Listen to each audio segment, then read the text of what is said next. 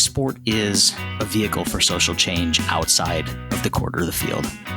We've seen sport lead social movements, and I think sport is one of those things that everybody can sort of relate into.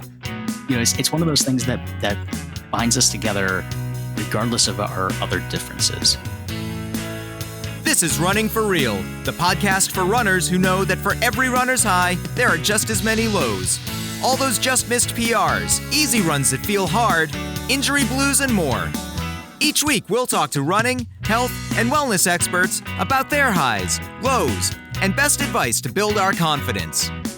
Running for Real is about being honest, being brave, and most of all, not feeling alone.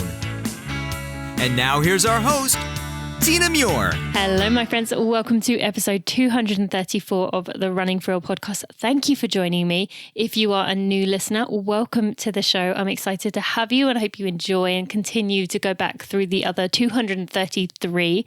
If you are a loyal listener, I appreciate you so much and just want to thank you for being here. I'm excited today to introduce you to Chris Mosier. Now, you are going to hear me say here that I absolutely take blame for not having Chris on sooner. I should have. And to be totally honest, I didn't think he would say yes. I had tried to reach out to him on social media and as he gets millions of DMs, he didn't see it. And I just let it slide and I should have just kept chasing, but I didn't. And so I'm glad to have him on today. I'm excited for you to hear this conversation. We didn't actually get to a lot of the questions I had today, but we went in a different direction and just spoke about more important things and went a bit deeper. We certainly talked about things that he hasn't talked about on other podcasts. And you're going to hear a little more about him when you go back and listen to some of the other shows that we mentioned of what he has been on. Now, Chris was the first transgender athlete to compete for Team USA in the triathlon, and he was also featured in the ESPN Body issue. He is just a wonderful human being, someone who cares deeply about our community, cares deeply about people, and I just think you're going to absolutely love him and get to know him. So today, I'm not going to tell you too much more about what we are going to be talking about because I want the episode to speak for itself, the conversation to speak for itself. But go into this with an open mind and go into this to challenge your assumptions. I've been learning a lot about this lately, about how we often don't look at the full picture of anyone and everyone that we meet. And these episodes, I'm hoping, are helping you to think differently about things. So without any further ado, we are going to just take a moment to thank our sponsor. I'll be right to the episode with Chris Mosier. Thank you to Momentous for sponsoring this episode of the Running for Real podcast. I am loving hearing your feedback about this company, about that you're enjoying them, about that the products are working well for you and your body, and you feel really good. A lot of you have said about them being NSF certified for sport. The ingredients in them are better than any other products of this type that you've come across. I just love hearing that. So keep it coming. Now, I want to tell you a little bit more about Momentous creatine today. So I've told you some about the Elite Sleep and collagen before, but I want to talk a bit more about creatine. And that is the Momentous Performance Creatine is that NSF certified for sport creatine monohydrate formula. It's an amino acid that supports increased energy production and muscle power output. Its primary role is the recycling of adenosine triphosphate, ATP. If you want to go back to your science lessons when you were in school, you would have learned about that. And this is the main source of energy for muscle and brain cells.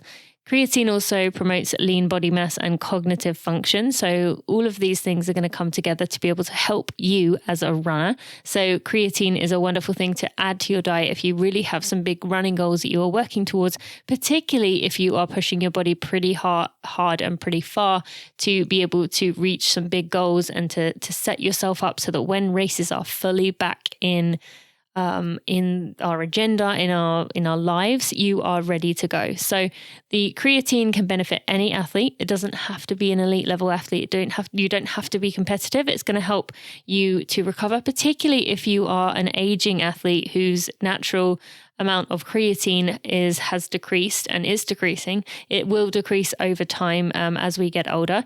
Creatine can also act as an antioxidant in the brain, which is going to be great for those who are aging athletes. You can get 20% off your order by going to livemomentous.com. That's livemomentous.com, and using code TINA. That will give you 20% off at your checkout. You can also you check out the Elite Sleep that I've talked about here on the podcast before if you are struggling with insomnia, and the collagen peptides, which I have mentioned in the past. You can go check those out and use code TINA for 20% off at livemomentous.com. Chris, thank you so much for joining me today on the Running for Real podcast. This feels overdue. I feel like you and I should have connected like 5 years ago at least, but I'm kind of embarrassed that it's only happening now, but I am excited, better late than never. Yes, I agree. I actually don't know how it didn't happen before. Like in all things considered, it's a small running world. We definitely should have done it, but I'm happy to be here. Yeah, I definitely take full responsibility for that, but I'm excited you are here. And I've given you a bit of a rundown before we started recording here, but for my listeners, I want to spend the first part of this episode educating. And keep in mind, Chris would have been asked these questions hundreds of times before. And so, Chris, I apologize. But I want to send people actually to my episode with Amelia Gappin in episode 65. So that was years ago. I asked her a lot of these questions. And so I will, if you are confused about something, go back to that episode with Amelia, because that may well unlock some things for you. Or, you could do your own effort here and do some Googling, do some reading up. But Chris, I might stop you to explain things along the way if we need to, so people can use this as a platform for them to hopefully go on to do their own research and learn things. After we've gone through a brief overview of the basics, we'll go deeper and get into some other things that hopefully you haven't covered before. So to start with, as with other conversations I've had in the past for my listeners, I may get things wrong. Chris may need to correct me, but just as someone in your life may need to correct you for saying something wrong, we have to get beyond being afraid of these uncomfortable conversations, being called out and getting defensive as we sometimes can. So I'm working on it, and I want to give permission to everyone listening here. And Chris, maybe you could speak to this, that it's okay to make mistakes and say the wrong thing if you are trying and if you're working on it, rather than just staying quietly on the sidelines and never putting any effort in. Would you like to maybe speak to that before we get into anything? Oh, absolutely. You don't know what you don't know, right? And so you don't know what you don't know. You can do your best. And if somebody says, hey, there's actually a better way to do this, then you know, and then it's your responsibility to internalize that, to know better and do better, as they say, right? But I think a lot of us are inhibited in having these conversations for that fear of getting it wrong. And it's important to note that, in getting it wrong, your intent of trying to do good or trying to be helpful or be an ally doesn't necessarily erase the hurt of a statement, of a misstep, right? So like there's this idea of intent versus impact. So our intent might be good, but the impact of that statement might still be hurtful. And I think it's just important for us to acknowledge that hurt that we might have caused, and then vow to do better, right? So like that fear of doing wrong because someone might get hurt by what I say shouldn't prevent us from trying to do our best to step in and be an ally. And so if someone does say something and they can sense just through knowing that person, or maybe just through, basic understanding of body language, that they have said something hurtful, is it best to just address it and say, I'm sorry that hurt you, or I'm sorry? What are some words people could use if they do take a misstep? Yeah, sorry is great. I think about it like in terms of misgendering, which is one of the most common things that happens in the trans community. Is misgendering is when someone says she instead of he, or says he or she instead of they for somebody's pronouns that they use. And when we're in a case like that, I always found, like, when it happened to me when I was transitioning. So for your listeners, and I'm sure there's an intro, but I'm a trans man. I was assigned female at birth, raised and socialized as female. and in 2010 transitioned to male. I identify as a trans man. I use he, him pronouns. In that first part of transition, some people still called me she. And as someone who was trying to establish myself in the world in a way that other people would respond to me in the way that I saw myself, when people did that, it was really hurtful. And the best thing that they could do in that case was just acknowledge they made a mistake and then correct it. So if they were like, yeah, she said that it was at 5:00, and he said it was at 5:00, and like just that, it didn't take the full sting out of their statement, and it didn't take away my own questioning of myself and what I was doing wrong. But in that case, it gave me some confidence that they were going to try to get it right. Mm-hmm. Mm-hmm. And is there a part of overcomplicating that? Like, I know myself, I definitely tend to ramble. And would there be... That's bad. Is there enough for like, just, I'm sorry, I didn't mean to, move on, rather than, I'm sorry, I didn't mean to say that, and I should have said this, and I really wasn't thinking, and I was trying to, So the biggest thing was that, like, it was very uncomfortable for me when other people got my pronouns wrong, or said something like that, because it felt like the spotlight was totally on me. So then when say you would start to ramble and explain it away, right, which is what part of that was, I didn't mean to, and what this came in my mind, and I was just looking at her when I said she, but I really meant you, and it's he, and all of that rambling it seems first like an excuse cover up, right? Like it's not an authentic apology. It's more like trying to explain what you did to defend yourself, as opposed to just acknowledging the hurt that it caused and then correcting it. And so I was always grateful when people would just make a quick, and then if you want to apologize to me later on, do it on the side when we are alone, not in the group setting, right?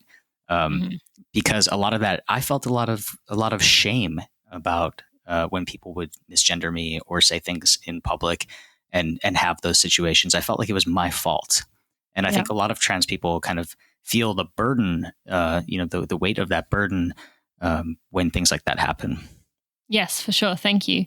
And you mentioned there about pronouns, and this is quite a fundamental part of this conversation we're having here. But for many people, they may only just be hearing of she, her, them, their, this pronouns conversation. So can you explain the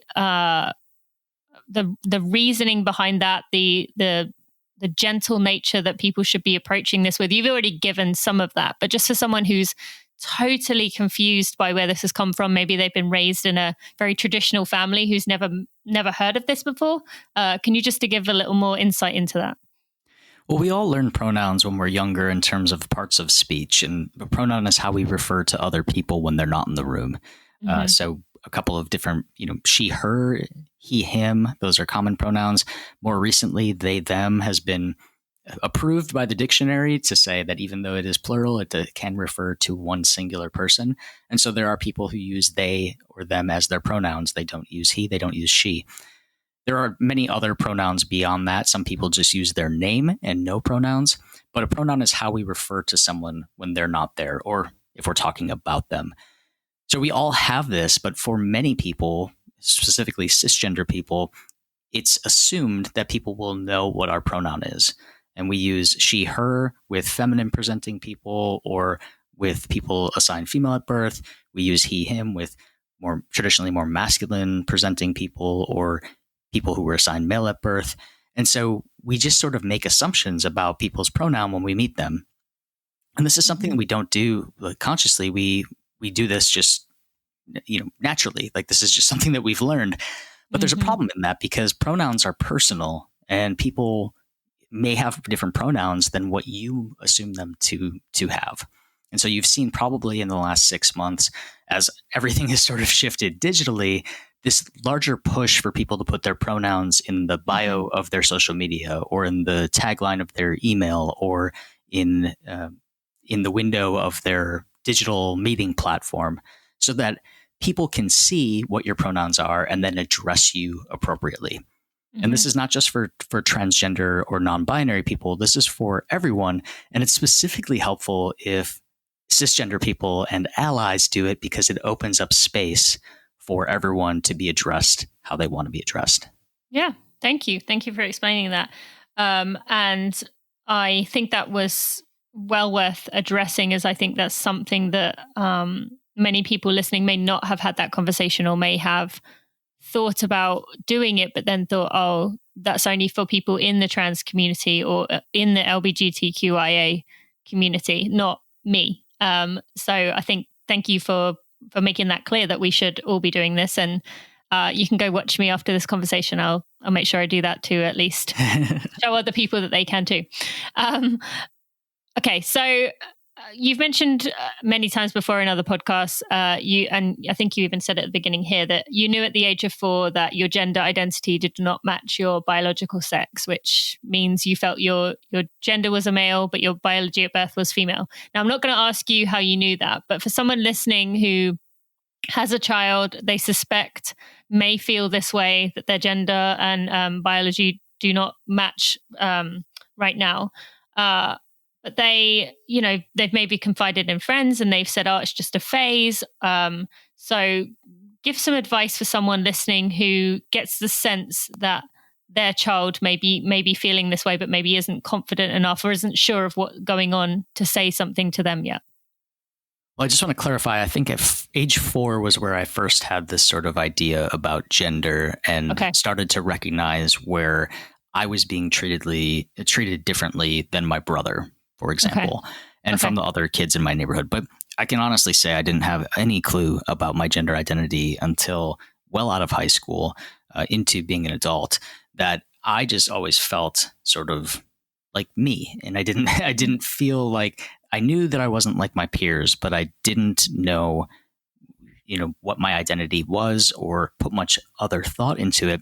I knew I wasn't like the girls in my class, but I also knew I wasn't like my brother exactly. So I just sort of felt like I had occupied my own space. And I think I did a lot of things to keep myself busy so that I didn't really have to put a lot of thought into that. And sport was definitely one of those things that I dove into to occupy a lot of that time and that mental energy so that I didn't have to think about my gender. But I just want to be clear about that. Like I would never say that I knew I was a man when I was a kid. I sort of had this vision of what I'd grow up to be that didn't align with being identified as a young girl, but I wasn't sure about the path to get there. And so I think there was this, it wasn't that easy of a process, and it certainly wasn't clear to me at age 4. But with that said, I think now with more visible representation, more understanding of the trans community, and more people open to the possibility of people being themselves at a younger age, we are seeing people who are 4 years old know exactly who they are, tell their parents like, no, mom, I'm a little boy. And, we're seeing young people transition at a younger age or start hormone blockers and puberty blockers and start to transition in high school. And so that sort of has shifted from the time that I came out and from my experience, certainly as a young person. Yeah. Go on. Oh, go for it. In terms of it being a phase, you had mentioned that term of it's a phase. And I think we all have a strong sense of who we are as young people. And I think it's not until older people, specifically parents, coaches, teachers, adults in our lives, and then certainly with some influence of our peers, we sort of get that knocked out of us at a certain point, telling us that we should conform to sort of this middle median, quote unquote, norm of society. And so I think a lot of people who do know their identity at a younger age are sort of told that it should be a phase, that they'll grow out of it, or that it's not real and that it's not authentic. But I would argue that young people know exactly who they are, and they just need that support from people in their lives to explore that identity. And for some people, they may decide that transition's not for them, that they aren't transgender, that they're non-binary and want to pursue a different path, or that they identify fully as a woman or as a man, and that's their future life. But for those folks who are exploring their identity, coming to understand their sense of self and how they want to exist in this world, I think the best thing that we can do is just give those people the space and support to explore that so that they can live a happy and safe life regardless of their identity. Do you think it is possible for looking into the future and in I don't even want to say an ideal world because that's not realistic, but as we are growing as a society, I think a lot about my 2-year-old about to turn 3, will be 3 by the time this comes out. And I mean, there's a video, I don't think you would have seen it, but I've got a video of her singing I Love Me in the mirror, and she's just looking at her part. I love my smile, I love my eyes, and I look at her and I think, wow, like I love that you can look at yourself in the mirror and just mean that from the bottom of your heart. Do you think it is possible for a kid to not lose that sense of truly believing in who they are in the society that we have right now? Do you think it's possible for a child, or do you think the way we're set up, that sense of self-esteem and self-love and belief is just destined to kind of be chipped away by the world that we live in? Well, the odds are certainly stacked against them, right? It would really take, and you're asking a dude who's not a parent, so like this is my totally not. Yes, yes. I have 2 bunnies, and they love themselves as far as I know. So I was gonna say. In terms of kids, though, I think that it takes that strong support network, and that idea, that picture that just came to mind as you were telling that story about your daughter saying "I love me." I think that would have to happen day after day after day after day. And that affirmation of being like, no, you're awesome. Like, you're perfect how you are. I remember being younger and having my 12-year-old cousin who was stick thin, like could hide behind a seatbelt. It was so tiny, saying that her thighs were fat. And I was just heartbroken seeing that she was influenced by the magazines that her peers were reading and from her friends in school. I must have been probably just before 20 years old, maybe. Okay. This was years ago. And I think it's just gotten worse with social media, with the constant comparison of other people. I think it'd be very difficult. And I'm always just so grateful that social media wasn't around when I was younger, because I see, even as an adult, like I just had a great article posted about me yesterday, and the comments underneath it are just atrocious. Oh no, don't just read them. Horrendous. Stay away from those things. Ugh. And So my personal policy is never read the comments. And sometimes, if you're tagged or if it pops up, there's just no way around it. And I would think that it would take a lot of affirmation and support. It's certainly possible to encourage a young person to really, truly love themselves. But I think that has to be a daily practice. Yeah. Yeah. And I intend on making that the case, but I'm hoping that the reason I ask that is, listeners, you can think about the way that I've mentioned this so many times before, the way that you talk about yourself in front of your own children, the way that you talk about yourself or the things that you say in front of your nieces, your nephews, kids that are walking around in the store as you happen to go past talking about losing weight. It really does come from everywhere. And the more we can change the narrative, I think the better off we're going to be. And did you overhear any conversations when you were younger? You said about kind of knowing that you didn't fit into essentially the 2 options there were at the time. Do you remember overhearing any conversations that were hurtful, that made you feel as though something was wrong with you, or were your parents very supportive and loving towards you even at a young age? I don't remember specifically hearing conversations about other people, but I remember how profoundly the media impacted me. And it was something that probably didn't even cross the minds of the folks that I was around, my parents or, babysitters or anybody else who had a television on. But when Jerry Springer and Maury Povich, for those younger listeners who don't know who those 2 people are, they're daytime talk show hosts who kind of did a scandalous sort of shows. They would have these shows about transgender people, and most often it was some sort of reveal. So it was like some sort of trickery or deception. That's not a woman, that's a man. Yes, and that sort of thing. And I remember being really, really harmed by that as a young person. Not because I didn't know that was me. I didn't know that I was trans. I didn't know that I could have been on that stage and, in that situation. I just remember internalizing that into this sort of deep internal transphobia that I then carried with me, of being so fearful that I would be treated like the people on those stages. And I remember seeing trans people represented in movies and it being the butt of a joke. It was comedy. It was some sort of vomiting scene. I'm thinking about Ace Ventura, Pet Detective, for some reason. Yeah. There, it was the plot twist. It was the aha gotcha, and it was something that was disgusting for people. And so I remember taking all of that in, and I'm sure that I heard anti-trans slang and slurs that were happening as well, that were not stopped or interrupted by people in my family or in my parents' social circles.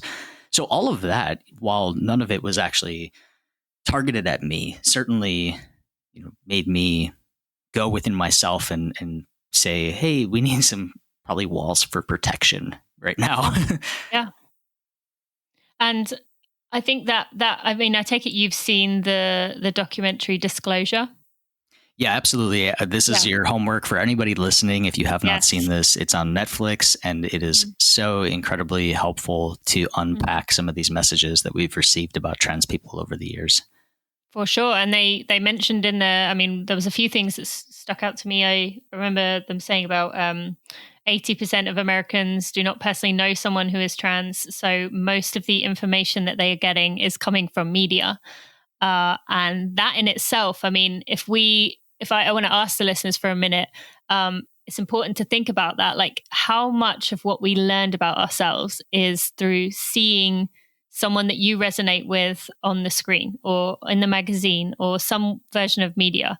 And that's people that look like you, people that make you feel like you connect with them. And Chris, about my second podcast coming later this month with Knox Robinson, and representation is going to be our first episode because it's so critical and important and just something to frame the rest of the series. But for someone listening who thinks, well, that's not really the case, media isn't that much of a role in my life, I think that really like your privilege is showing, essentially. Like that's a good way of knowing that you have had a lot of privilege if you aren't aware of that. So in Disclosure, they talked about trans people looking for people like who resonated with them when they were younger.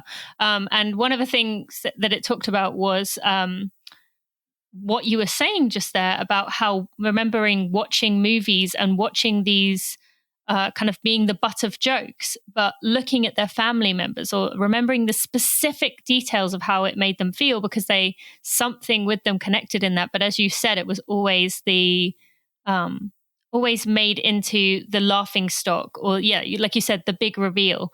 So tell us about why it is important to have more trans people in the media. And you were obviously doing a great job with that of, sharing your story, getting people to get to know you and love you. I don't know a single person who knows who you are, who has not been inspired by you in every way. So tell us about why more of that matters. And I think, again, in that documentary, they said something about that then the clumsy representation doesn't matter as much because it's not all there is. That's not all there is to see. That's so important. That's such a good pull out. And I had forgotten about that part, but it's so true. And I was having a conversation with someone on Twitter, and this is always a bad way to start a story. Yes. This is always a dangerous way. It's kind of end well. Yesterday, this great article came out about me on CBS News, and they have quite a following. And a lot of the folks who came through were just commenting negative or hateful or transphobic things. Lots of slurs, lots of photos, lots of all sorts of stuff that were just intended to harm. And it wasn't from a place very clearly. And this is, again, Twitter. So but Twitter is a microcosm of our society for sure. The people who did take the time to post were largely the negative side. So it's kind of the same with reviews of restaurants, right? People are very, very quick to say the things they didn't like, but not always quick to give the compliments or recommend this restaurant. So that's sort of what I was experiencing there. And I had somebody come through with just some real basic misunderstandings about trans people and about trans people in sports. And so I actually did take the time to respond to them with a couple of facts and just kind of straighten out the statements that they were making. And we had a pretty good exchange, but I had mentioned that it's because of things like this, where a person says that trans people shouldn't be in sports or should be in their own third category, or calling trans women men and saying that they're men trying to cheat and play women's sports so that they can get a medal. Those are the sort of false statements that negatively impact us, and not just in sport, but also in society, in the way that people treat us outside of sport.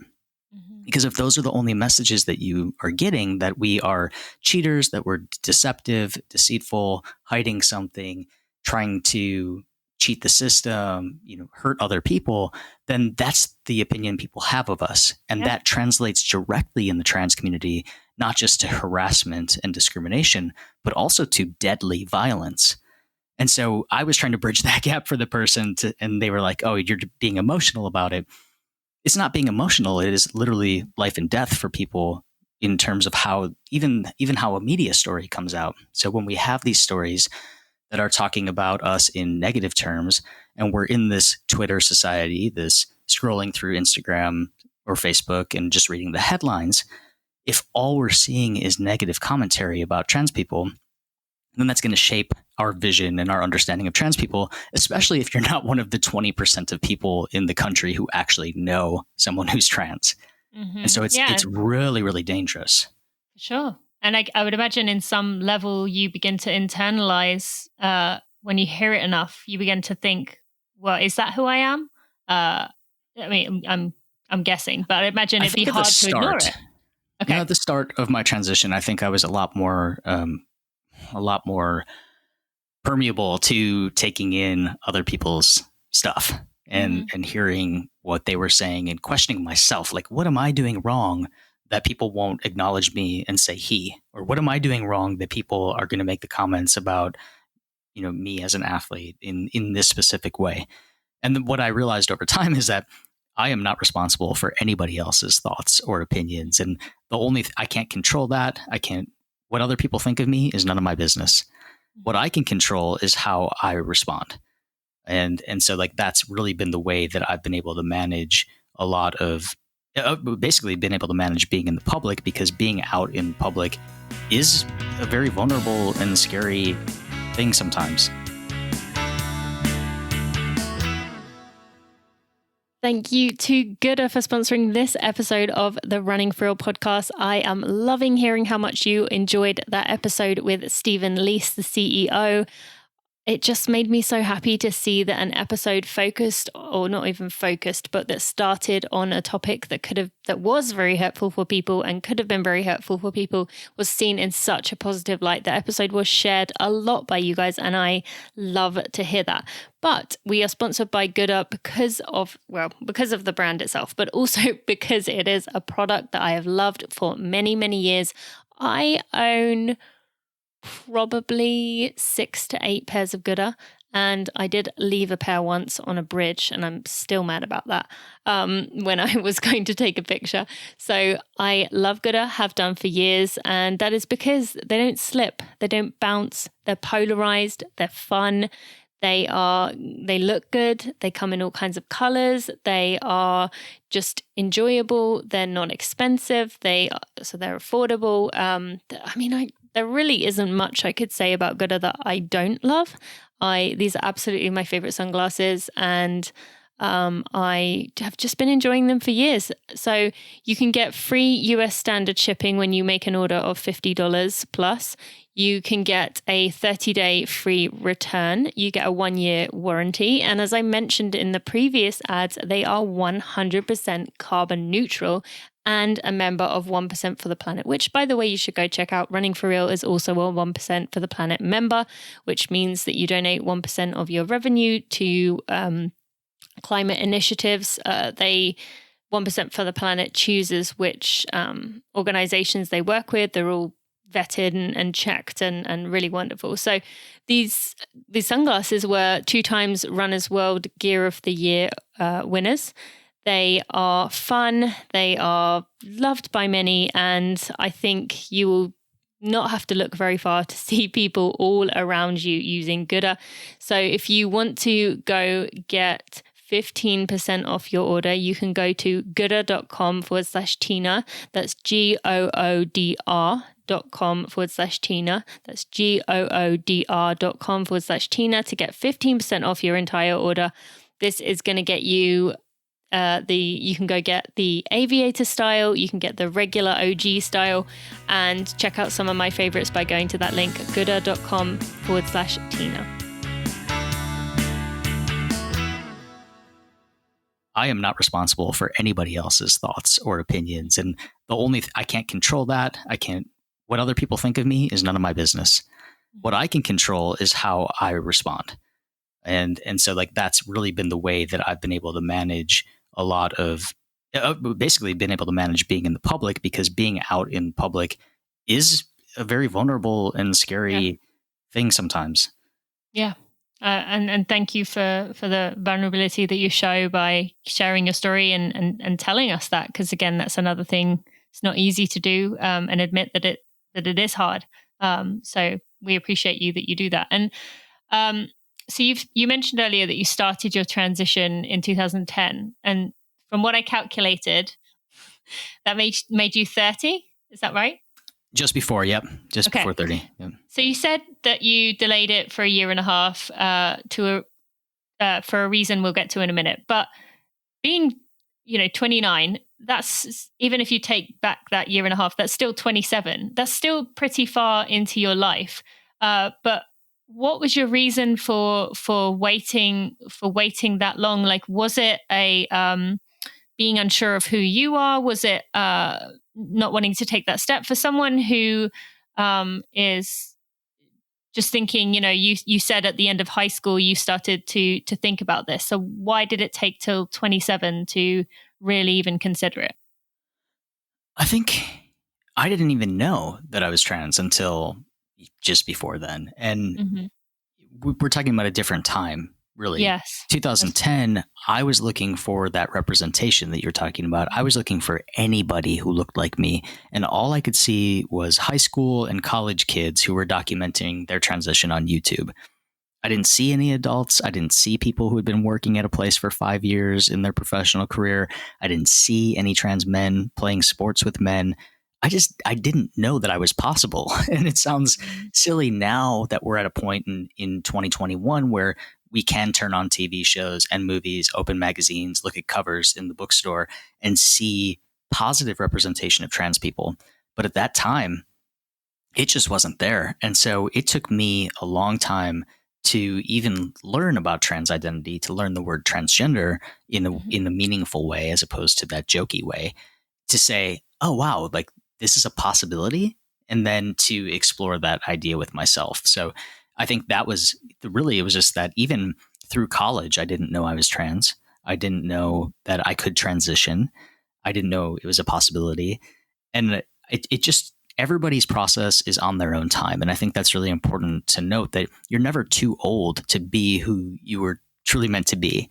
A lot of us don't transition for a variety of reasons: family, work, support, financial, all sorts of stuff. Safety being probably the most important of that. But I think that it's important to just know that you can be who you are, and transition is not just something for kids. It's certainly I think about what my life would have been like had I done it earlier, and like what would my life have been like if I would have gone through college identifying as a trans man or identifying as male and just having that experience that I thought I should have had. But I'm really grateful that I've had the experiences that I had, because I think it puts me in a position with this really unique perspective of being raised and socialized as female, competing in sports as a woman, and then transitioning to male, seeing how differently I'm treated, seeing all of the harms that are done to women in sports, and the things that I was experiencing that I couldn't put words to as a young female athlete. And I think it just gives me this really unique perspective about gender, about power, about masculinity and femininity, and about positioning in the world, privilege, and all of those things that can help me be a better advocate.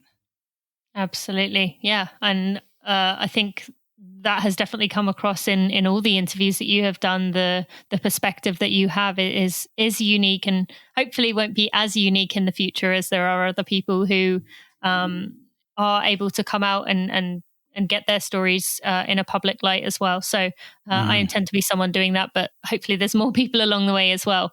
So you said, I mentioned about delaying it a year and a half, and you were terrified your sport would be taken away. So when you did decide to make that transition, was it that you'd come to peace with, if I can't compete in triathlon, in running, then that's okay? Or at that time, was it that you just trusted that something would work out? I don't think I ever thought that it would work out. Like, I just wasn't sure, but I don't think I couldn't have gone another season, another year, another however long of time. I couldn't have made it to my next birthday living the life that I was living. And that was basically what it came down to, is that the discomfort and the distress that I was feeling in the rest of my life outside of sports made it so that I had to say, okay, well, if this is the trade-off, if I have to lose sports in order to be my authentic self, then I wasn't at peace with that. But I thought that's just what has to happen. And I was going to fight for my ability to compete in sports, and I was going to do everything I could. But I think at that point, I just kind of had to throw my hands up and say, this is the more important part here. Like, this 95% of my life outside of sports really needs to be in alignment with who I am, because I just can't take it anymore. For sure. And thank you for sharing that. I actually was watching a show the other day, a few weeks ago, about I can't even remember what it was called. It was one of those weird, quirky programs about things people do. Like, they featured the people that chase the cheese down the hill in England. Have you heard of that? No. The wheel of cheese. So there's this. Where are you going with this? Well, I got to explain that now, because now people are going to be confused, including you. So there's this wheel of cheese that is about, I don't even know how much weight it would be, like the size of a laptop, wheel of cheese that people take to the top of this really steep hill in England, and they roll it down the hill, and people chase the cheese down this really steep hill, and they end up just like falling down the hill. And it's who can get to the bottom fast wins the roll of cheese. And the recognition of being, I think it's just called the annual cheese roll. But anyway, it was featuring stuff like this. And there was one week where they were featuring people who eat really, really spicy foods, like these crazy people who have decided that they want to make the spiciest peppers on the planet, and they sit there, and their job is like fusing these really spicy peppers together to make you have heard of, I can't even remember what the name of the really spicy one that people know of, not ghost pepper, there's a name for it. Anyway, it's like 1,000 times spicier than that. Anyway, so there was a transgender woman on there, and she was saying that for her, she can do this because the pain she felt from the chilies was nothing compared to the pain she felt from her life, from the way people treated her on a daily basis. And that was what she used to channel her competitiveness within this chili eating competition world, which is this whole world of people that do it. So I've definitely said those words before. That's basically, I mean, that is an exact quote. People could go watch it on my Instagram story right now. I just said this in a Gatorade thing, that the pain that I felt every day in my life was nothing compared to doing an Ironman. Or an Ironman was nothing compared to that pain, I should say.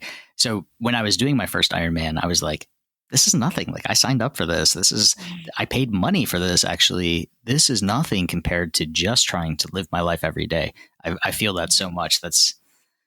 And I should say that's not every trans person is going to have that narrative, right? But for some of us, that's really going to resonate. That our experience is just painful.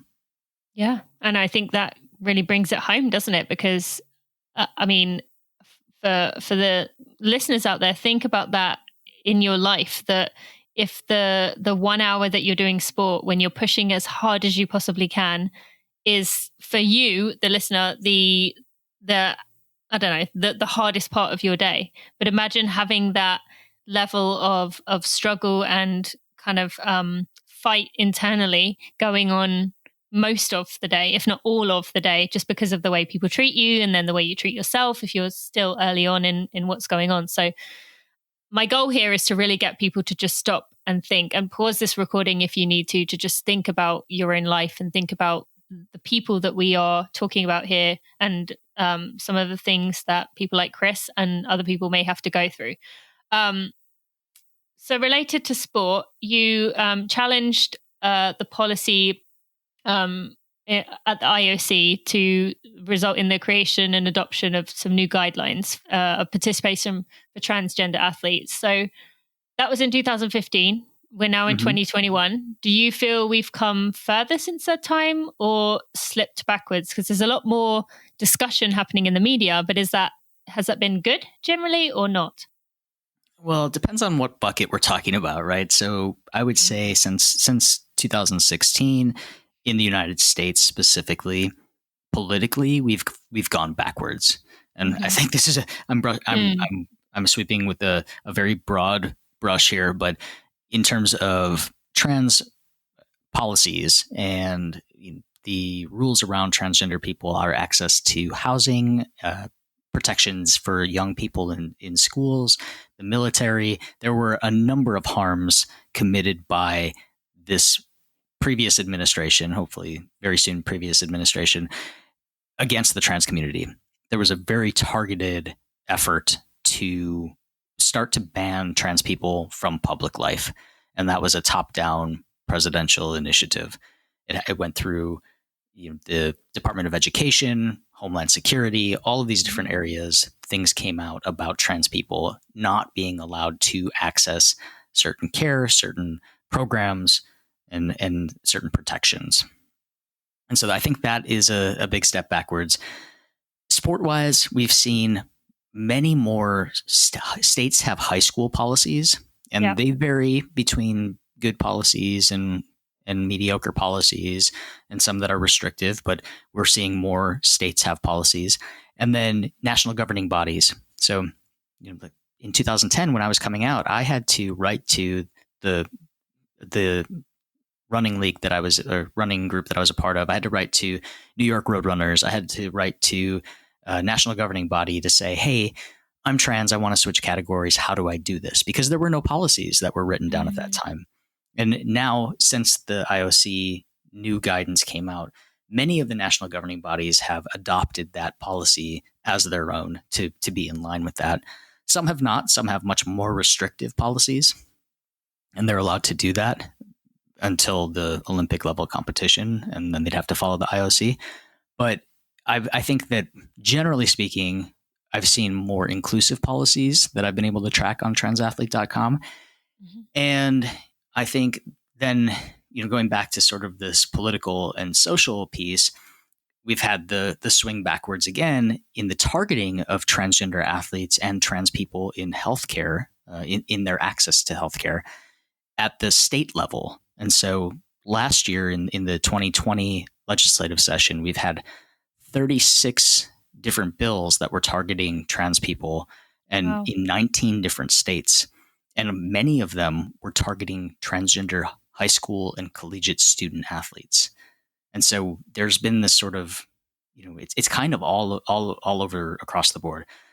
In the media, in terms of public image, I think we're moving in a positive direction. We're seeing positive representation. We're seeing celebration of achievements. We're seeing more representation. More people can look and see someone like themselves in the media represented in a positive way, or telling their story in their own voice. But in terms of that sort of political and legislative piece, I think we're going to be fighting these harms for many years to come. But that said, for me, as you may know, but my listeners definitely do, the environmental climate change narrative is the thing that I am most passionate about speaking about and being an activist for. But with that, we've seen that I've heard people say that you get the media changing the narrative, you get people talking, the public to change their opinion and to support changes, and then the politicians will fall in line. Do you Do you agree with that in this instance? Yeah, it happens both ways, right? Change can happen from the bottom up or from the top down, and really that's it, right? So you have people on the streets rallying, saying, "This is what we demand. This is what we expect from our government. This is what we want," and certainly people have to pay attention to that. But what I learned last year in going to Idaho to meet with lawmakers in advance of the worst anti-trans bill in the country coming out and becoming law was that no matter how much you think that they're listening, there are lobbyists and corporations and companies and groups that have a lot of money, that have a lot of influence.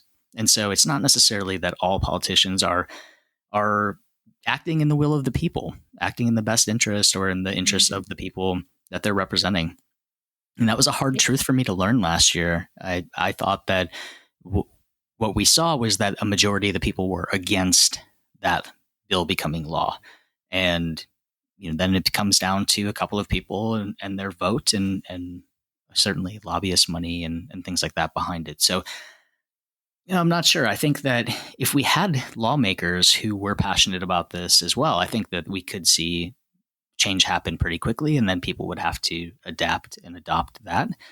But certainly changing public opinion is a wonderful way to get change to happen, because that will inspire people to stand up and to speak out and say, this is not what we want. That we want equality. We want people to be treated fairly. We want people to be treated with dignity and respect. And this does not align with our values. Thank you to Generation UCAN for sponsoring this episode of the Running for Real podcast. I am excited to tell you there is a brand new UCAN product out called UCAN Energy Mix, which is granola infused with superstarch. It is wonderful. I love the chocolate flavor. This is a product that has been in making for a while. They've been working really hard on this, and I'm just so excited about it. So UCAN Energy Mix is the first grain-free granola to be enhanced with superstarch. It is crafted with a healthy mix of granola, almonds, sunflower seeds, pumpkin seeds, cashews, chia seeds, and patented superstarch for energy whenever you need it. Look at all these ingredients. So good. I love it. Start the day strong or curb cravings at snack time with this non-GMO, gluten-free snack without compromising your plan. It is a grain-free granola made from gluten-free non-GMO ingredients. It is a low sugar granola, so that's healthy and delicious. It's going to give you that long-lasting energy on the go so you can fuel smarter at breakfast time. And you can also trust that the pros are enjoying it. Medical experts, dietitians, professional athletes are all relying on this. They love UCAN and now they're loving this product. So this consistent delivery of energy minimizes that spike and crash associated with other sports nutrition products. So I'm really enjoying it, and I think you should go check it out too. You can go to ucan.co, that's ucan.co, and use code TINAUCAN for 20% off to go get yourself some, to go check it out. You can also check out their other products on the website. That's go to ucan.co and use code TINAUCAN for 20% off your order. If we had lawmakers who were passionate about this as well, I think that we could see change happen pretty quickly, and then people would have to adapt and adopt that. But certainly changing public opinion is a wonderful way to get change to happen, because that will inspire people to stand up and to speak out and say, this is not what we want. That we want equality. We want people to be treated fairly. We want people to be treated with dignity and respect. And this does not align with our values. Mm-hmm. Yes, thank you. And do you ever feel exhausted with this situation? I mean, much in the same way that the conversation last year about racism and just this upheaval of the BIPOC community having to constantly speak out and tailor to white people and say the same thing over and over again. I mean, I feel this way again with the environmental movement, that sometimes it feels hopeless and it's hard. You say about the lobbyist, it's hard to even see beyond that when you feel like all your efforts it just takes a few powerful people to just destroy everything that the public could care about or work for. So do you ever feel that sense of, I just don't know if I have the energy to keep fighting for this?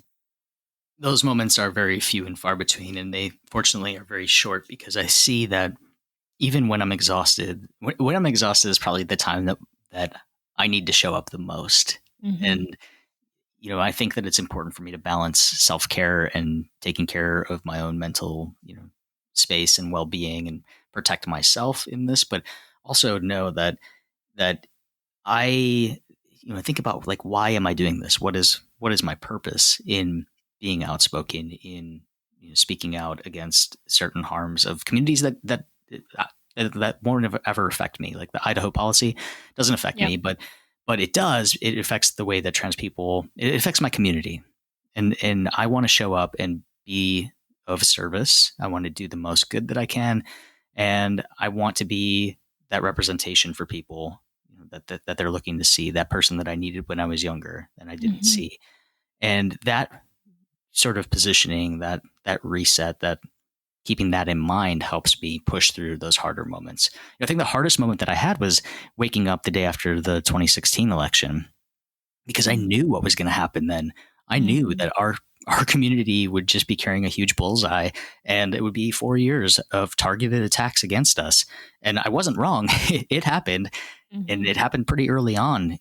Actually started pretty early on with the White House wiping out the entire page about LGBTQ initiatives, erased the entire history and erased everything about the queer community on the page as soon as he came into office. And that was a pretty clear flag that we were going to be Hmm. up against some problems. I woke up that day going, "What is my like? Does it even matter that I'm fighting for people in sport? We're going to have people who are going to be out of jobs, or who aren't going to be able to find employment, who are going to be kicked out of their housing, who are going to be harassed and discriminated against in ways that are physically violent. Does it even matter that I want trans people to play sports?" And then what I figured out was that, my activism in this area is really, sport is a vehicle for social change outside of the court or the field. Yeah. We've seen sport lead social movements. And I think sport is one of those things that everybody can sort of relate into. That even if you're not an athlete, you follow a team, or you know somebody in sports, or it's something that people talk about at the water cooler when they used to go to offices and water coolers were a thing. It's one of those things that binds us together regardless of our other differences. And I know that is the way that I can help achieve social change, is by working through that. So any fatigue that I feel can pretty quickly be gotten over when keeping that in mind. Yeah, thank you. And then, so related to that, do you feel that overall people are good? Are people good? Yeah, like, do you feel inherently that just every person is trying to do their absolute best, and some people have just got a bit lost along the way? I don't know that everyone is actually trying to do their best all the time. And I think that when I see those people, I feel I feel sorry for those people. Like I feel sad for those folks, because when people come at me with hate and negativity, I just want to say, like, who hurt you? Like, I'm so Mhm. sorry that you're having this experience, because I think a lot of the discrimination and harassment that I receive, and I should note that this is as a trans man, which is very different than the hate and discrimination that transgender women receive, not just in the Yes. world, but also in sport. I carry with me this privilege of being, perceived as a man, treated as a man, and that with it kind of protects me from some of the discrimination, I guess. When people harass me or say things to me, I know that it says more about them than it does about me. And my response is usually, try to um, try to give them kindness and love and empathy, of saying, like, sorry that you're having a bad day or that this is happening, and try to help them understand. You do that educational piece. And that's, some of them don't deserve a response. They're clearly trying to provoke and inflame. Mhm. Mhm. But yeah, I guess I would like to believe that we all have the capacity to be good, to do good. And some people are just hurting so badly that, Yep. that Can't see that beyond that they're, pain. yeah, exactly. Yeah. Thank you. So You mentioned there about the difference between a trans man and a trans woman, and my friend Carly actually asked me to ask you about this herself, because she is. I hope she has given me permission to say this, but she is transitioning right now and is kind of undergoing a lot of the acceptance and conversations with her family. And just very much in the thick of it right now. She mentioned to me to ask you about, the difference between a man and a woman in terms of, I mean, I have to think there's some element of transitioning to be a man, something about the role a man has in our society compared to the woman. Have you thought on a deep level about why it is that trans men are more accepted compared to trans women? Oh, of course I have. Now I have. When I was thinking about transition, this is like one thing that no one told me about. I had no idea that these sort of social changes would happen in interactions. I knew what would happen if I took testosterone. I knew, at a certain point, worked through and figured out what would happen in sports and how I would be able to compete. I figured out how to navigate interactions with family and friends that I had to tell, but I was not at all prepared for the way that just society in general would treat me as a man. Because being raised and socialized as a young woman, I just, kind of got used to being talked down to. And I saw at a very early age that the way that my coaches treated me versus the way they treated my brother in sports was very different, but I didn't know what that was. And, now I have this lens to look back and say, like, there's so much sexism rooted in the fabric of our society that we are just unaware of. We've just accepted as truth, as fact.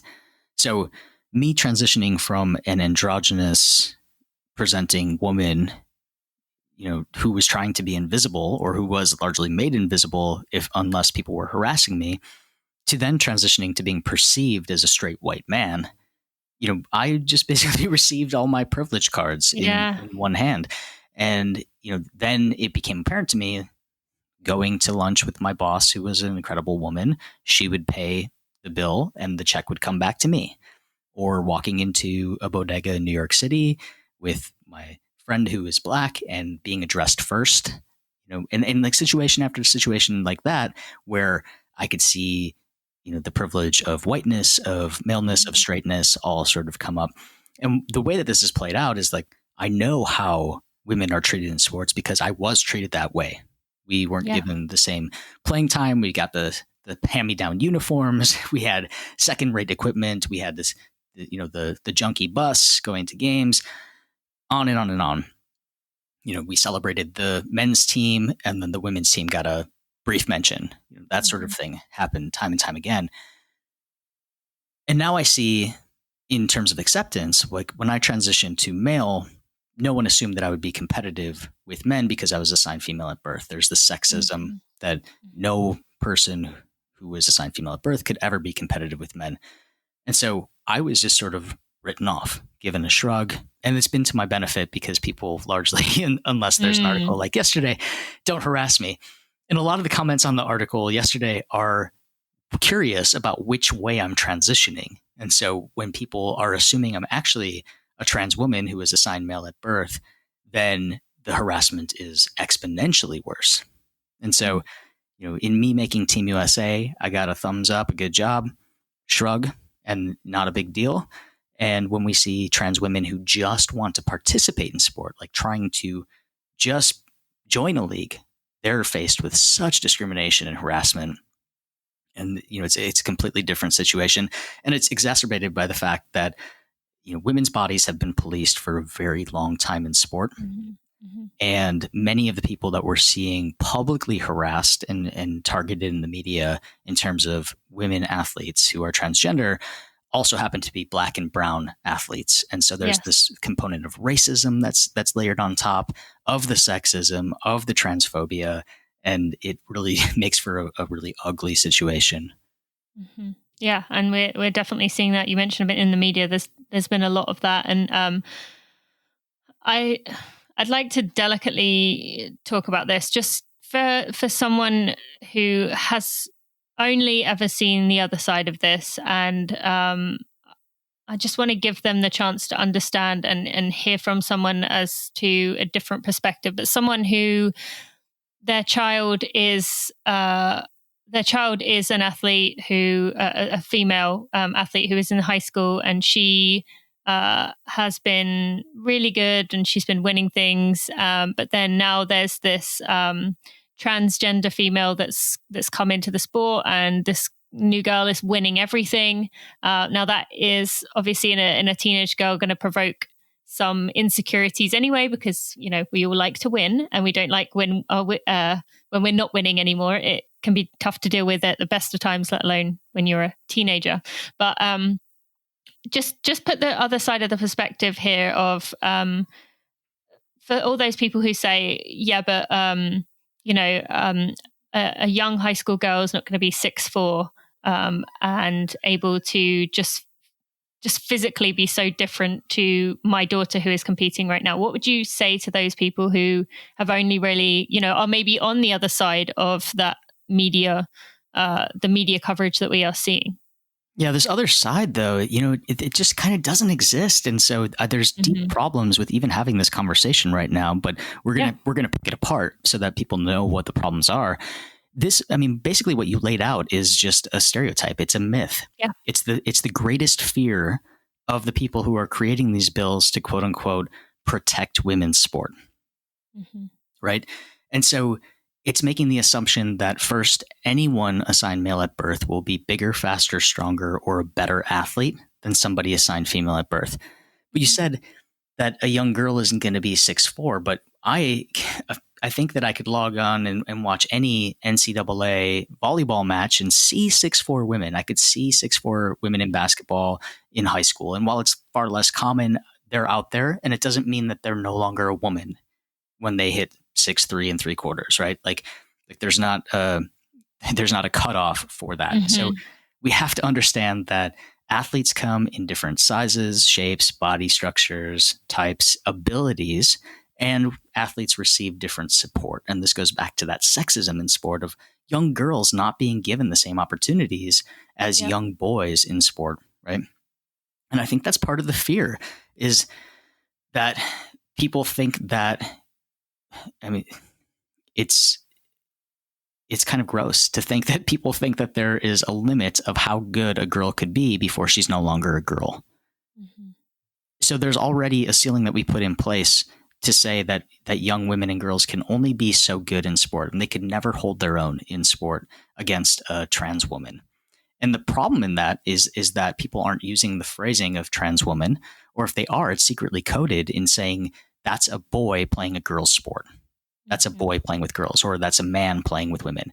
And that's the problem. That's the part that gets us killed, right? Is saying that we're not who we say we are. We're not saying that I'm not a trans man, that I'm a woman playing men's sports. And that part doesn't even bother people, right? Because like when we're talking about bathrooms and locker rooms, no one cares what locker room I'm using. But I think that actually cisgender women would care if I walked into a women's locker room. But that's not the part that we're talking about. We're talking about trans women being in women's spaces. And so there, this whole part about trans men kind of being scooped out of the conversation because my story of being competitive with men doesn't align with the fears that people have, right? It doesn't help support this argument that there's going to be some sort of takeover in women's sports, that women's sports is going to be in danger. But the truth is we don't have to choose between fairness and safety in sport and welcoming transgender athletes on our teams. It's a false choice. We don't have to do that. If we want to really strengthen and transform women's sports and our access to opportunities, we have to address the real barriers to equity and understand that the attack on trans athletes has come from this place of sexism, of holding all women and girls back. Yep. And so, I don't think it's helpful to go through these situations of saying like, this potential takeover. Honestly, I've never met a trans woman who's gotten a scholarship in college for sports. I've never met a trans athlete who's gotten a college scholarship in women's sports. Is that because they haven't got to the level of where they would be given one, or they are that good and still not given one? I'm not sure, but I think this is the fear, right? Is like, this is what we've heard about this whole, in the running community. So I'm assuming many of your listeners are runners, right? And that they may be aware of the lawsuit in Connecticut that was largely based on two young trans girls who were running in Connecticut who did well at state, but when we got to the national championship, the one got 31st and 32nd in her races, and the other one didn't even compete. And there's this narrative of domination, of takeover. Trans women have been able to compete in the Olympics for over 19 years, and we have not seen a single openly trans woman make it to the Olympics yet, let alone medal. Like, people, if I just always kind of laugh, like, if there was this takeover that was going to happen, when is it going to happen? in the 21st year of it being a policy? Like, I just don't understand. So this is all of, your question, your phrasing of this, your framing of this is based on what right-leaning news sources are framing up as the danger to women's sports. Yeah. But it's all theoretical. And every once in a while, we may have an athlete who is a good athlete, who has found their sport, who may do well. But we have not seen this widespread domination. We have not seen cis girls and women being kicked out of their positions, losing their own scholarships. Like, it just hasn't happened. Mm-hmm. Yeah, no, you're so right. Thank you for explaining that. And, that's a good example of something I need to work on as well in the way of bringing things up and thinking about the approach that I am taking. Not that I agreed with that, those lawsuits or any of that, but this is definitely something that is difficult for me to understand how to bring about. And so thank you for clarifying that for me as well. Yeah, and I just want to relate to you and to your listeners. Like, this is something, like, I understand why people want answers to these questions, right? Because if the fear was, particularly, I think, for folks who are even older than I am, right, who worked hard in the Title IX, fight to establish women's sports as something that was taken seriously, that was an option for young girls and women to be able to play sports. Like, we have to remember that it wasn't that long ago that people thought a woman's uterus would fall out if she ran a marathon, right? We've got, like, so if you think about that being in our parents' lifetimes, that we're not too far into women's sports being established. And we know that women's sports gets 4% of media coverage on the whole of all sports, that women are severely underpaid. We've had such strong female athletes like the national women's soccer team stand up for pay equity. We've had people speak out. We've had the WNBA leading the charge on social justice initiatives across all sports leagues, but not given the recognition they deserve. And on and on and on, And so I understand this, protection of women's sports idea in theory, but when we target trans women and girls, it hurts all women in sports. Yeah. And just to bring it back to policy, in the HB 500 in Idaho, this law now says that any young girl can be questioned about her identity, and it would trigger an investigation, which would include a potential genital examination. Oh my God. Examination of their chromosomes and of their hormones. So I think about myself being a good basketball player at age 15 with a great jump shot, and I could jump up and touch the rim. And people saying, that's a man. That was the discrimination and the harassment that I got when I was in high school. It would either be homophobic slurs or that's a man. Despite how I looked, looking just like my, in the same uniform, long hair, ponytail with my peers, nothing surface different, right? That was the harassment that I got. But now someone could say that to a young girl, a 15-year-old, and trigger a pelvic examination, internal and external genital examination, to determine if she was actually a girl so that she could play college or high school sports. And that to me is what's really gross about this. And that's when we continue to bring up these narratives about trans people not being who they say they are, about misgendering people, and trying to ban trans people from sport. It's all women and girls and all people who suffer from this. For sure. Yeah. Thank you. And the narrative we've been talking about over the last year with in terms of racism applies to this as well. With if we get to equality for everyone, all what is it? A rising tide lifts all boats. It helps everyone to find that level of equality, and we know it is essentially an impossible perfection to get there as a whole, but we can keep working towards it. And so let's give something actionable. What can the listeners do to make a change within their own lives? I mean, conversations, I'm assuming, are a big part of them. And same with racism, correcting someone if they do say something that is hurtful or harmful. But what else would you encourage people to do? Yeah, a lot of the concepts of allyship that many of us learned over the summer and fall about racial justice and standing up for equality in that capacity definitely apply here. And I think, we had mentioned at the top, like, conversations are difficult about this. Like, it can be tough to have these conversations with friends and specifically with family. But having the language and terminology is a good first step. And so I suggest that everybody goes to my website, transathlete.com, and reads the terminology list. Terminology in the trans community changes all the time, like many communities, about labels and words that fit and don't fit and are outdated. And so, even like talking about sport policy, the NCAA policy uses outdated language. It's offensive to read now, but when it was written in 2010, it was cutting edge. And so even going back to your podcast with Amelia, there may be things that have changed in terms of language.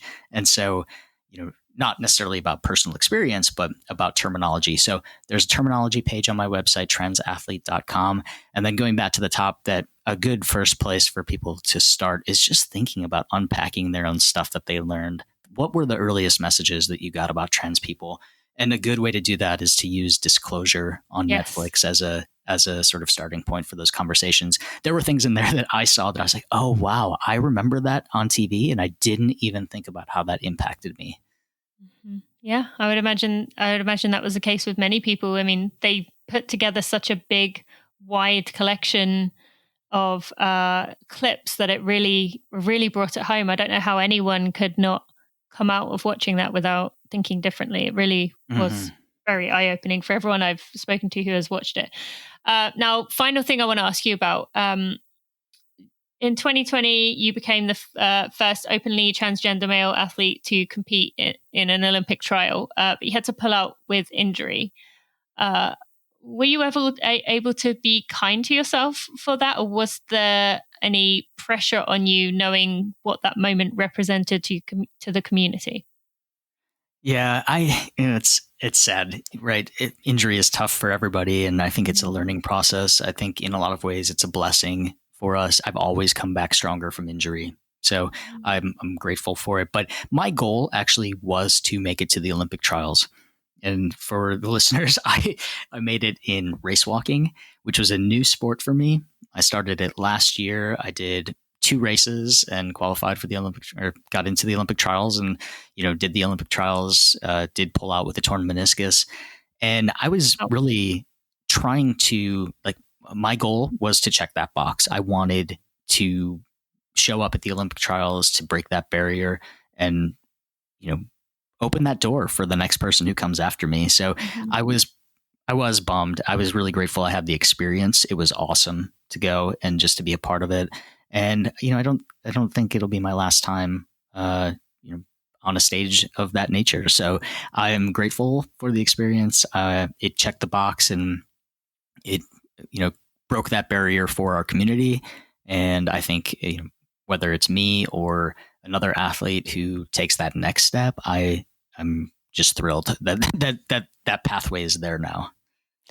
Does any part of the way I said that, or the way that it's reported, bother you in terms of, I mentioned about the injury, and I noticed every article on you that mentioned you doing that said Mosier did not finish due to injury, that there was the need to qualify it with that, as if you were expected to go do it and then finish 5th or something. Does any part of you bother that? Bother that they, like, there's a need to mention the injury aspect?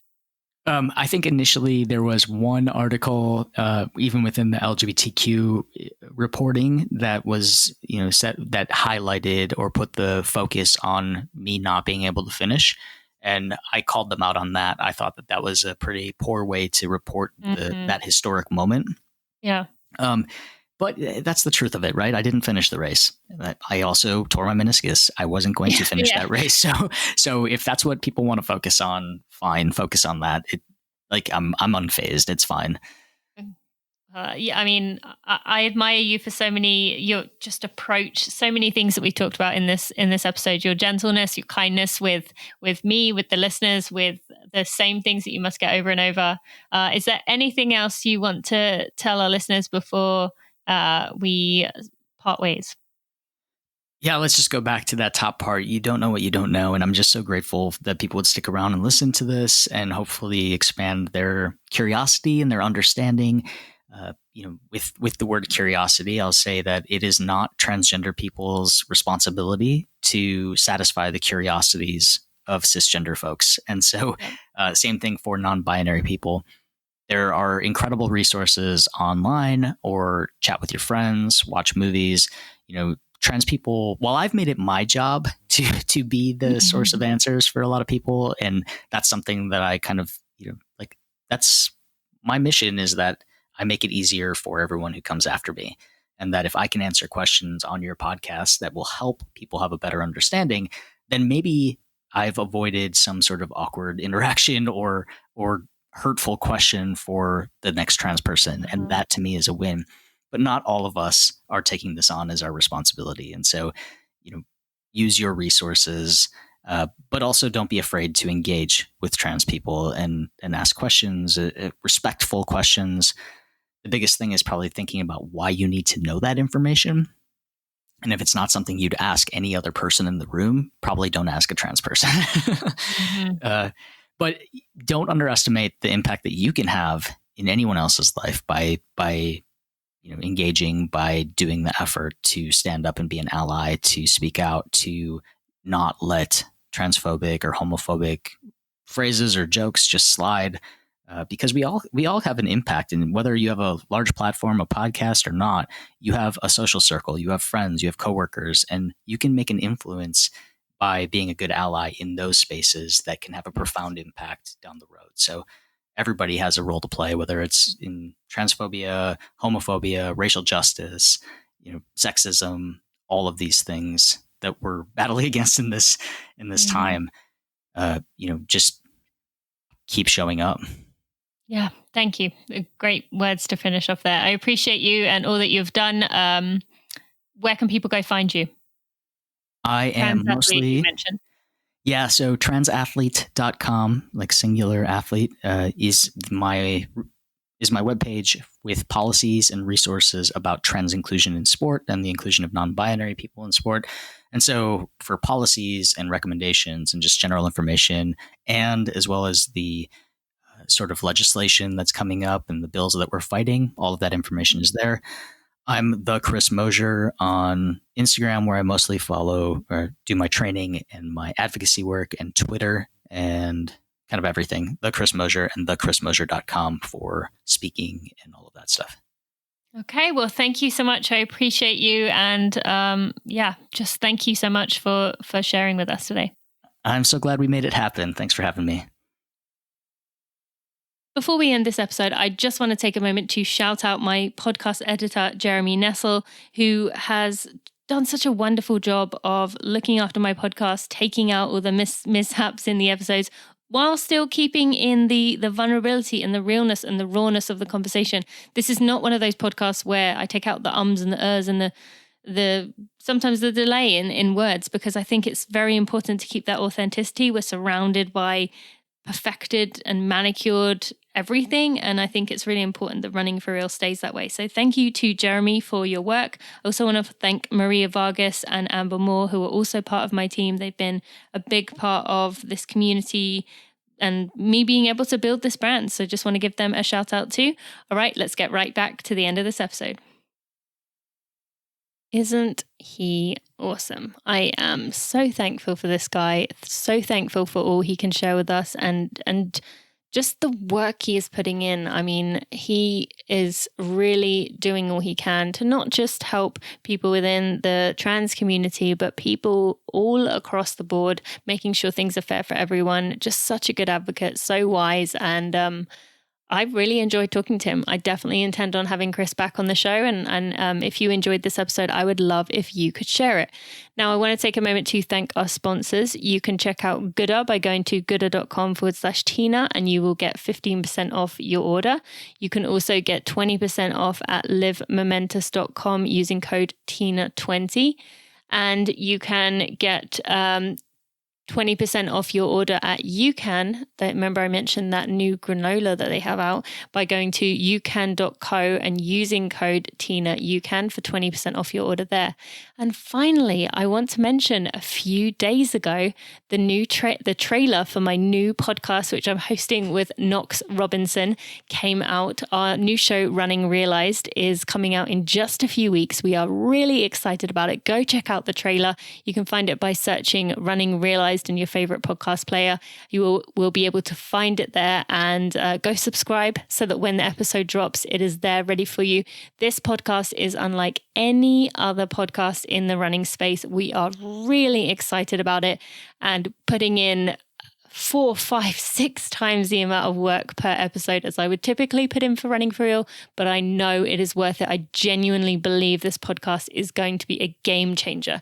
So go look for Running Realized in your favorite podcast player and go subscribe.